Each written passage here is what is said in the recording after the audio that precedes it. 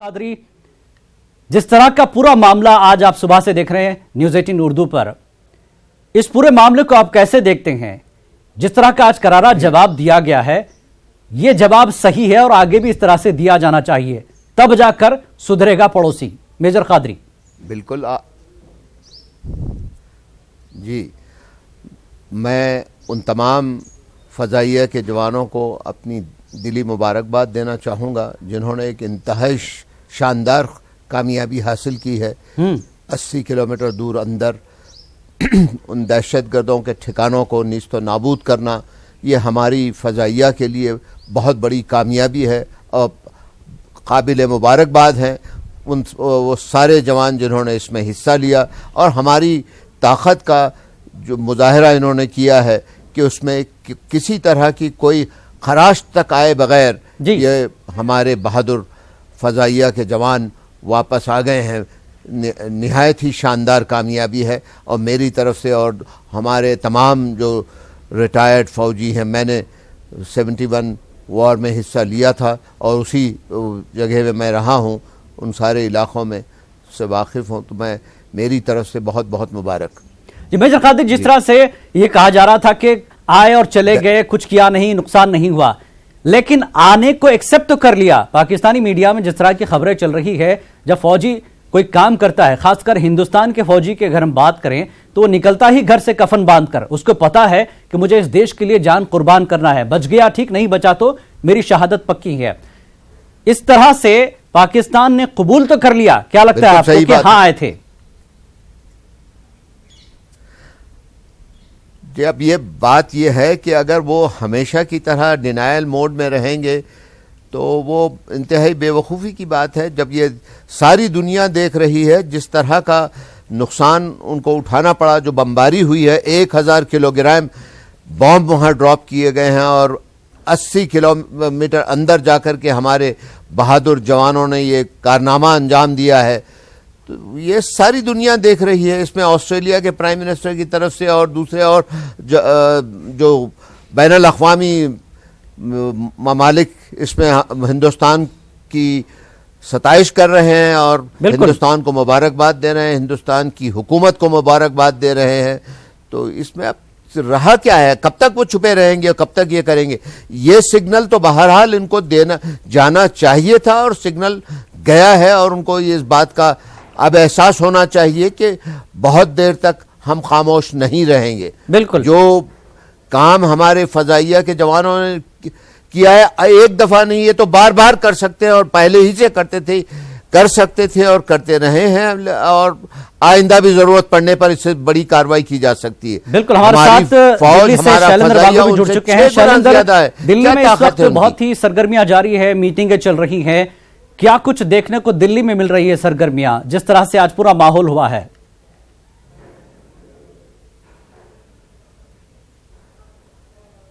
आपको बताना चाहूंगा कि इस जवाबी हमले के बाद अब जिस तरह से पाकिस्तान बौखला गया है और आज ही इमरान खान ने एक मीटिंग की है नेशनल सिक्योरिटी कमेटी की और उसमें कहीं ना कहीं इस पूरे कार्रवाई को एकदम नकार दिया गया और कहा कि ऐसा कोई हमला हुआ ही नहीं। अभी अगर बात करें, दिल्ली में इस वक्त एक हाई लेवल मीटिंग चल रही है, ऑल पार्टी मीटिंग चल रही है, जिसमें विदेश मंत्री सुषमा स्वराज, अरुण जेटली समेत जो फॉरेन सेक्रेटरी वो भी इस बैठक में मौजूद हैं और ब्रीफ किया जा रहा है उन तमाम पॉलिटिकल पार्टीज को कि भारत की एक कार्रवाई की वजूहत क्या थी और भारत ने क्या कार्रवाई की है। इन तमाम जो सेंस ऑफ द स्टेट है वो कन्वे किया जाएगा इन तमाम पॉलिटिकल पार्टीज को। और साथ ही साथ ये भी बता दूं आपको कि इस हमले के बाद पाकिस्तान की तरफ से भी इस तरह के बयान आ रहे हैं कि वो इसका बदला लेंगे। तो ऐसे में पंजाब के आसपास की जो सिक्योरिटी है उसको अलर्ट कर दिया गया है, फोर्सेस को अलर्ट कर दिया गया है, बॉर्डर पर अलर्ट कर दिया गया है। और आपको बताना चाहूंगा कि जो ये कैंप था, ये एक मामूली कैंप नहीं था, बल्कि एक बाकायदा गैरिसन की तरह वहां पर ऑपरेट कर रहा था। वहां पर अभी हाल ही में करीब 300 के आसपास जो आतंकियों को ट्रेनिंग दी गई थी और ये भी कहा जा रहा है कि इसमें करीब 25 कमांडर मारे गए हैं, जो आज सीसीएस की ब्रीफिंग में नेशनल सिक्योरिटी एडवाइजर ने जो ब्रीफ किया है उसमें कहा है कि ये जो कैंप है वो आतंकियों को ट्रेनिंग दे रहा था और यहां तक कि सुसाइड बॉम्बिंग की ट्रेनिंग भी वहां पर दी जा रही थी। तो ऐसे में एक प्रीएम्प्टिव नॉन मिलिट्री एक्शन लेने की जरूरत थी ताकि भारत में इस तरह का कोई बड़ा हमला दोबारा ना हो सके। लेकिन शैलेंद्र, एक चीज ये है कि इमरान खान नकारते हैं, मुस्तरद कर रहे हैं, लेकिन पाकिस्तानी मीडिया जो तस्वीरें दिखा रहा कि हाँ आए थे, यहां ये हुआ है, तो एक्सेप्ट तो कर ही लिया पाकिस्तान ने, पाकिस्तान की मीडिया में जिस तरह से खबरें चल रही है।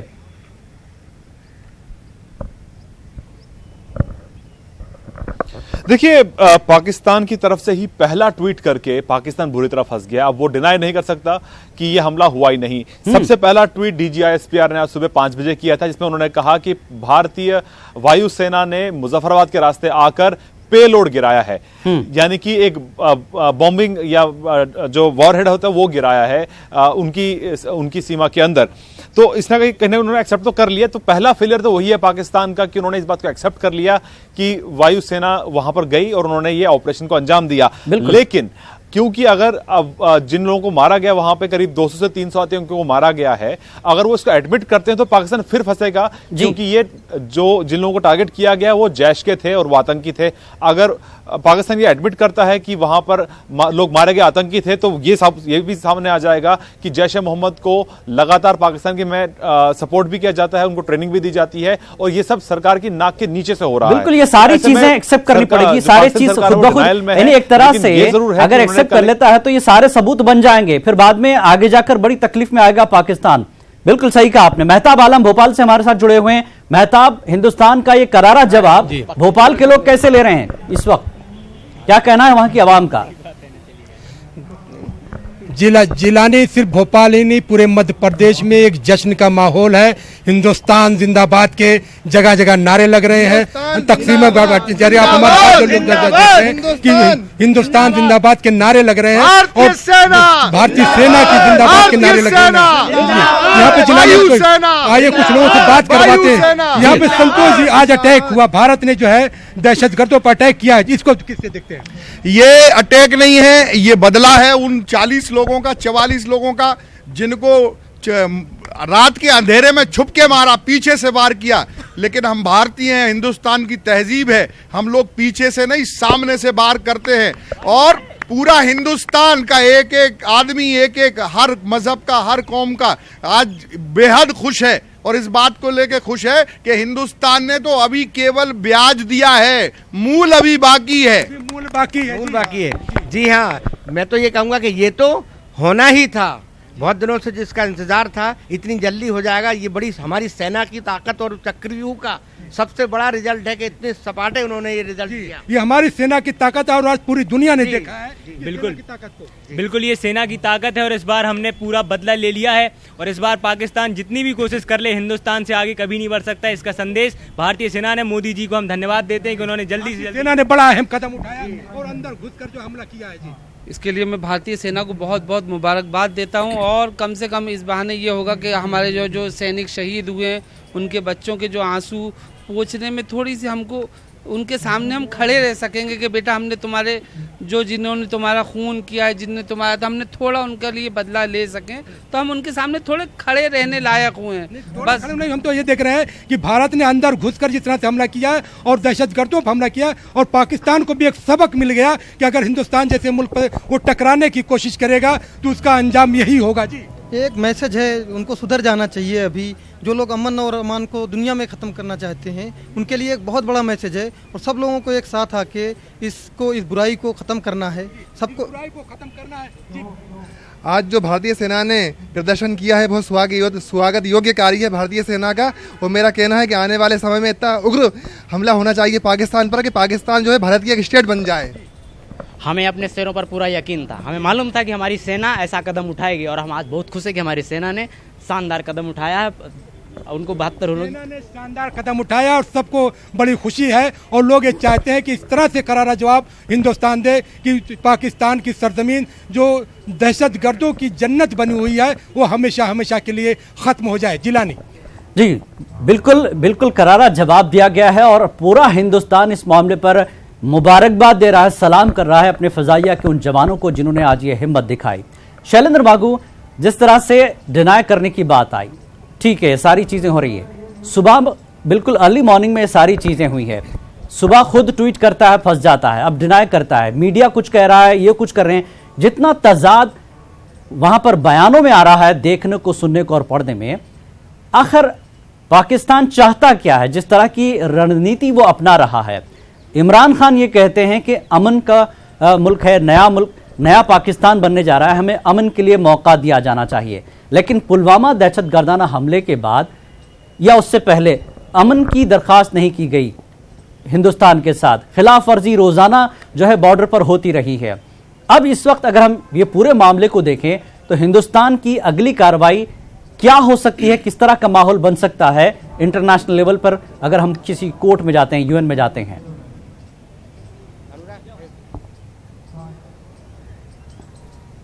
देखिए, सबसे पहले इस बात की उम्मीद की जा सकती थी कि जैसे ही पाकिस्तान की ज़मीं पर जाकर इस तरह का हमला होता है तो वो पाकिस्तान सबसे पहले इसको डिनाई करेगा।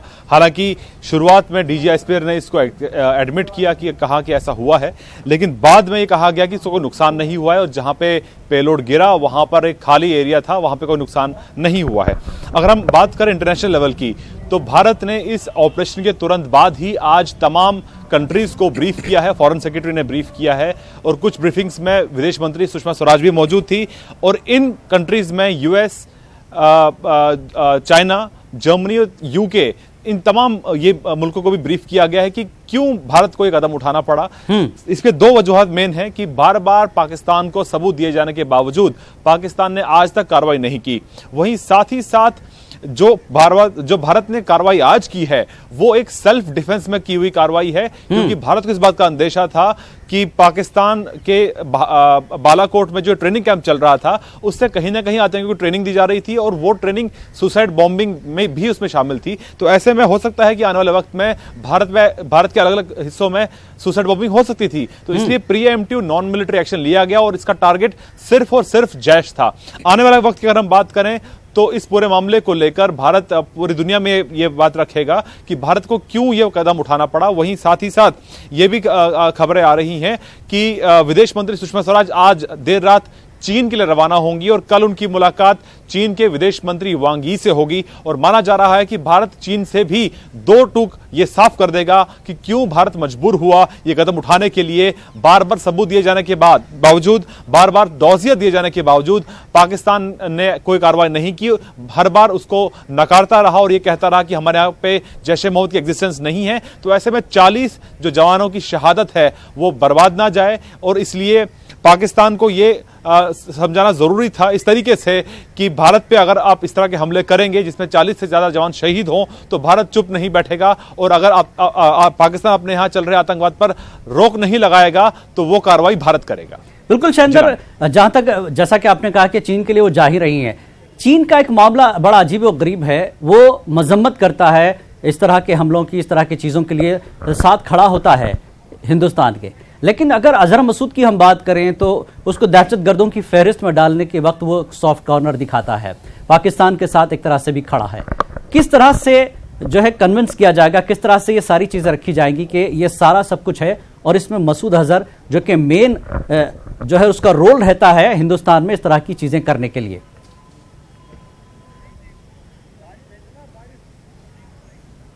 देखिए, दो अहम बातें। पहले तो ये कि जो आज की कार्रवाई है उसमें 25 के लगभग कमांडर मारे गए हैं, लेकिन जो मास्टरमाइंड है मौलाना मसूद अजहर, जो मुखिया है जैश ए मोहम्मद का, उसको अब से करीब एक हफ्ते पहले ही बहावलपुर से शिफ्ट करके रावलपिंडी ले जाया गया था। तो आज भी वो सुरक्षित है, आज भी वो पाकिस्तान के ISI के सेफ हाउस में बैठा हुआ है, सुरक्षित है। लेकिन वहीं साथ ही साथ जब कल ये मुलाकात होती है चीन के साथ में, तो भारत और चीन के जो संबंध हैं वो अलग हैं, लेकिन चीन और पाकिस्तान के जो ऑल वेदर फ्रेंडशिप है, ऑल वेदर दोस्ती है, उस पर कितना असर पड़ता है दिखने वाली बात होगी। क्योंकि चीन हालांकि ये कह चुका है, पुलवामा अटैक को उसने कंडेम तो किया, लेकिन मौलाना मसूद अजहर को UNSC में उसको घोषित करने के लिए, आतंकी घोषित करने के लिए आज भी चीन तैयार नहीं है। लेकिन ऐसे में चीन और पाकिस्तान इस पूरे मामले को लेकर पूरी दुनिया में अलग थलग पड़ चुके हैं। चाहे जर्मनी की बात करें, फ्रांस की बात करें, यूके की बात करें, रशिया की बात करें, ये तमाम मुल्क भारत के साथ खड़े हैं पुलवामा हमले के बाद आतंकवाद के खिलाफ। लेकिन बस चीन एक ऐसा मुल्क है जो बार बार रोड़े अटकाता है। तो माना जा रहा है कि कल की इस मुलाकात में विदेश मंत्री सुषमा स्वराज जब मुलाकात करेंगी वांग यी से, तो वो तमाम सबूत सौंपेंगी इस हमले से जुड़े हुए और ये कहेंगी साफ शब्दों में कि पाकिस्तान की जमीन से आतंकवाद फैलाया जा रहा है, न सिर्फ भारत के खिलाफ बल्कि अफगानिस्तान के खिलाफ, ईरान के खिलाफ। तो ऐसे में अगर इस तरह के आतंकी हमलों पर रोक नहीं लगाता है पाकिस्तान और लगातार उनको समर्थन देता है, तो ऐसे में भारत के पास सेल्फ डिफेंस का जो हक है वो इस्तेमाल करने का पूरा अधिकार है। इसीलिए जो आज की कार्रवाई हुई है वो आने वाले वक्त में अगर ऐसे इस तरह के अटैक्स अगर होते रहे तो भारत के पास इस तरह के माकूल जवाब देने का पूरा अधिकार है। बिल्कुल मेजर कादरी, जिस तरह से आपने पुलवामा अटैक देखा, फिर आज का ये जवाब देखा, आप भी फौजी रहे हैं, रिटायर हैं। एक फौजी जब शहादत देता है तो उसका एक तरह से उसके लिए एजाज भी है, पूरे घर के लिए, पूरे रियासत के लिए, पूरे शहर के लिए, पूरे मुल्क के लिए एक तरह से। लेकिन अगर दुख और दर्द की बात कहें तो किस दर्द किस दुख से वो गुजरते हैं, और जब कोई मुल्क अपने शहीद की शहादत को रायगा जाने नहीं देता, इससे जवाब देता है, तो कितना सुकून महसूस होता होगा। बहैसियत फौजी मैं इसका थोड़ा सा आपसे एहसास जानना चाहूंगा। देखिए, इसमें तो किसी तरह के शक की गुंजाइश ही नहीं है कि फौजी जब निकलता है और जब फौज में दाखिल होते हैं तो ये सोच कर ही चलते हैं कि हमको दुश्मन का सामना कभी भी किसी हाल में भी करना पड़ सकता है और इसमें वो पीछे नहीं हटेंगे। और ये हमारे लिए इंतहाई फ़ख्र की बात है कि अगर शहीद हो जाते हैं तो उसमें कोई वो इतना बड़ा मसला नहीं है कि इज़्ज़त की मौत फौजी के लिए बहुत बड़े माने रखती है। लेकिन जो लोग मासूमों को जिन्होंने टारगेट बनाया कि दहशतगर्द आकर के जिसका किसी भी तरह से कोई जवाब कहीं से नहीं मिल सकता कि इंसानियत के ख़िलाफ़ आप इस तरह के जराइम करें और ख़ुद को जो है खुदकुश बम्बार बनाएं, इसकी इजाज़त दुनिया का कोई मजहब, दुनिया का कोई कानून नहीं देता। और ये उसके बाद में करके आप अपनी आंखें बंद कर लें, जैसे बिल्ली के बारे में कहा जाता है कि आंख बंद करके दूध पी लेती है, और उसके बाद में फिर वो आप ये सोचते रहेंगे कि इसका जवाब कोई नहीं देगा, तो ये इंतहाई बेवकूफ़ी की बात है। और वो उनको ये जान लेना चाहिए इस सिग्नल के बाद कि अगर इस तरह की हरकत आगे कभी हुई तो उसका इससे ज़्यादा मजबूत और इंतहाई सबक आमोज उनको जवाब दिया जा सकता है और दिया जाएगा, मुझे यकीन है। अब भी अगर वो लोग ये इसमें डिनायल मोड में हैं कि यहाँ कुछ नहीं हुआ, आए और चले गए, तो पिकनिक करके भी अगर आ गए हैं तो उनको वो आगे जाकर के, जैसे अभी किसी ने कहा, शैलेंद्र साहब ने, या बड़ी सारी उनके लिए मुश्किलें पैदा हो सकती हैं कि एक तरफ आप इसको कबूल करें, मान लें कि भाई हिंदुस्तान की फ़ज़ाइया ने आकर के 1000 किलोग्राम बम गिराए हैं और बड़ी कामयाबी के साथ प्रीएम्प्ट करके वो यहाँ से जा चुके हैं, जिसमें 25 से ज़्यादा दहशतगर्द कमांडरों को ख़त्म कर दिया गया है और वो ट्रेनिंग ज़ाहिर जारी थी। तो किस तरह की ट्रेनिंग थी? अगर वहाँ फौजी अड्डा नहीं था, फौज नहीं थी और कोई सिविलियन नहीं था, तो जंगल में इतना बड़ा कैंटोनमेंट की तरह से कैंप लगाना किस मकसद के लिए था? बिल्कुल। अब ये पाकिस्तान तो ये नहीं कह सकता कि वहाँ सिविलियंस को अपनी जो है कोई पुरअमन ख़िज़्म की ट्रेनिंग कर रहे थे। क्या ट्रेनिंग हो रही थी? और जब ये कहना कि वहाँ से कुछ नहीं हो रहा है, तो फिर ये कौन कर रहा है? ये सारे दहशतगर्द हमले क्यों हो रहे हैं और कैसे हो रहे हैं? कि 1000 कट से उनको इंडिया को ब्लीड किया जाएगा, ये उनके किसी फौजी ने कहा था, तो ये उस तरह की कार्रवाई करें तो इनको भुगतना भी पड़ेगा, तैयार भी रहना पड़ेगा। लेकिन हमको यहाँ ये सोचना चाहिए हुकूमत को भी कि इस पर किसी तरह की सियासत ना हो। बिल्कुल मेजर कादरी, जिस तरह से आपने कहा कि शहीद सारा मुल्क, फौजी के लिए सारा हिंदुस्तान का एक आदमी साथ बात है और खड़ा रहे।